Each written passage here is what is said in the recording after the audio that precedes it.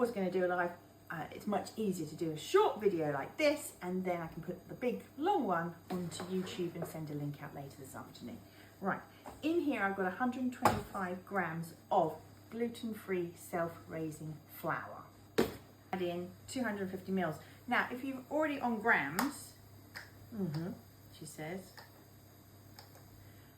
you just need 250 grams of milk. It's as easy as that. You don't even have to get a jug out and anything else. So, should really have a mic on. I have just done the whole thing. It didn't record. Right, okay. Into your mixture, you are going to add 125 grams of flour, 250 mils of milk. Now, if you press the 0 button on your scales and you just add another 250 grams of milk, it's the same as 250 mils. You don't have to swap and go and get a jug, saves washing up, etc. And then you want to heat your pan, and we'll just go back over that because obviously it didn't video. Oh, I love a challenge. So nobody should be panicking over pancakes on Pancake Day. That's what I say.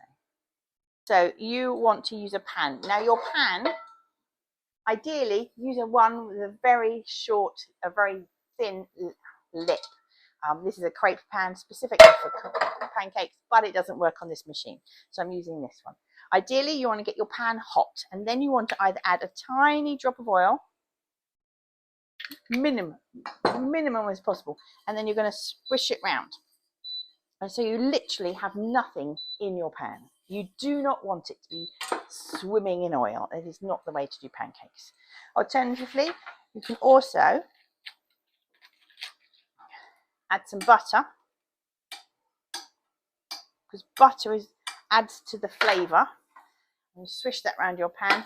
And then if you don't have a pastry brush, roll up some kitchen foil, and you can use that to help brush around your pan. And literally, I'm going to just wipe that in and wipe it off. I have asbestos hands, don't worry about it. So when your pan is lovely and hot, you've got your mixture. I'm using a half American cup measure, and it goes into the center of your pan, and then you are going to swizzle it around. And you want to coat the bottom of the pan, trying not to go up and give it a skirt. That's what it's called when you get the edges. And you'll see that it is very shiny at the moment, and it will cook from the outside in and seal the pancake. It takes about 2 to 3 minutes. You've got lots of lovely bubbles in there, as you'll see from this one, which help to make the crepe. You need a spatula, and you're going to loosen the edges. So you loosen the edges of the pan, the pancake in the pan, and that will help you when you need to flip it over. You want this. And when you see it's nice and golden underneath, you can flip it over. And that needs to be a bit more golden, but you get the idea. Get out of there.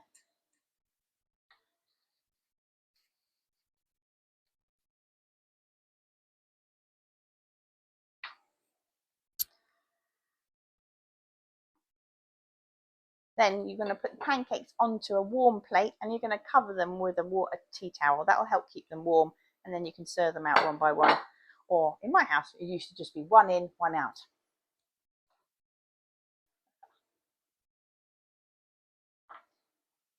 And as it firms, you can toss it. All right, and you need to be a bit hotter.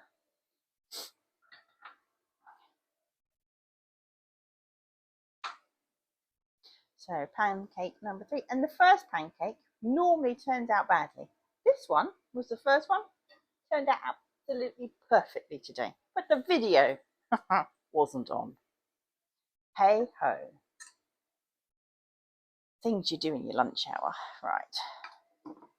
Okay, now we're cooking. So another pancake, just seal it. If you make it nice and golden brown, it's more appealing to the eye and people want to eat it. Then you're going to top them. You're going to top them with a sprinkling of sugar and a squeeze of lemon or Nutella, and you can perhaps add some fruits as well, some raspberries, some blueberries, because that's all about upping their fibre content whilst they're eating all this beige food. There, that one will do. Right, let's just do one more. Whoops, daisy. Okay, we're just going to re-oil the pan with what's here, because there's plenty absorbed from the butter in the kitchen tea towel. So you can use that, or you can use a pastry brush. Then you're going to take a measure of your pastry, a measure of your mix into the center of the pan, and you're going to pour it in and you're going to swizzle it round. Now you may need to add a bit more.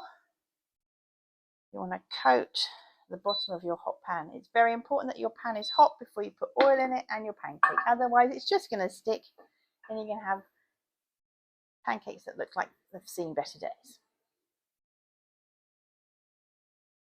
Let's check you're still recording. Yeah, we're okay. All right, this one is sealing. Now, if you see from it being shiny, it is now less shiny on the outside throughout the pancake because it's cooking from the inside out, and that tells you that you can go around the edges and flip it. And this one, because it's a bit hotter, is nice and golden to begin with.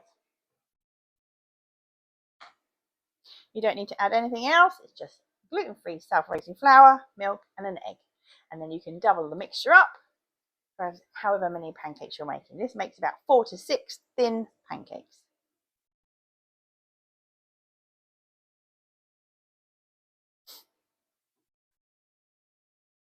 Oh, too early. Too early, squirrely. If you have any questions, put them in the comments below in this video or send me a DM and I can walk you through that. But otherwise, nobody should panic over pancakes on Pancake Day. And nobody should miss out.